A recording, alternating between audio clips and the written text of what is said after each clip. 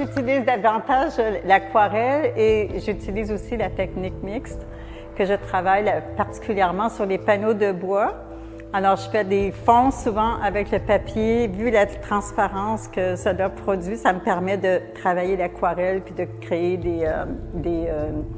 des dégradés et des textures par le fait même. Fait que c'est un petit peu la base de mon travail au départ. OK, alors le titre que j'ai donné, c'est « E ». C'est surtout pour parler de la différence, mais particulièrement de la maladie mentale. Alors, j'ai cherché à explorer la psyché des gens, plus que l'apparence. Ce que je voulais vraiment essayer de faire surgir, c'est les émotions ou ce qui peut se vivre à l'intérieur d'une personne qui est singulière, dans le fond. J'avoue que c'est un beau voyage à l'intérieur de nous-mêmes aussi, parce que je pense qu'on a tous nos petites failles. Puis on est aussi fragile, le fil est mince entre l'équilibre et le déséquilibre, dans le fond. Puis à un moment donné, Caroline Veilleux nous a dit vous avez vraiment un thème qui se rejoint. Ça pourrait être intéressant qu'on vous mette ensemble. Puis moi, j'ai trouvé ça génial comme idée. Parce que justement, notre pensée rejoint beaucoup ce que Paul, elle, a voulu dire à travers son exposition.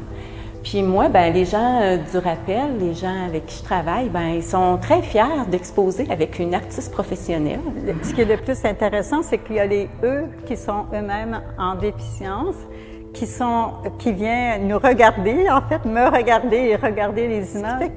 Il y a vraiment une rencontre, puis un dialogue entre nous deux qui est fascinant. On a choisi de le voir sous l'angle du regardeur et du regardé.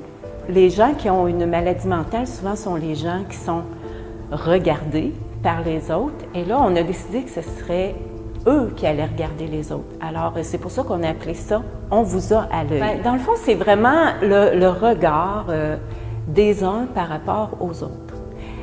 Donc, on a travaillé plusieurs techniques. On a travaillé à l'acrylique sur du papier. On a fait aussi des boîtes, du collage.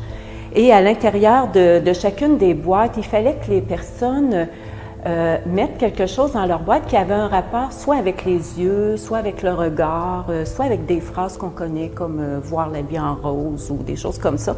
Il y avait chacun à choisir la phrase qui leur parlait le plus. Puis il fallait qu'ils fassent quelque chose à l'intérieur des boîtes, d'ailleurs des boîtes qui pourront être ouvertes par le public au cours d'exposition.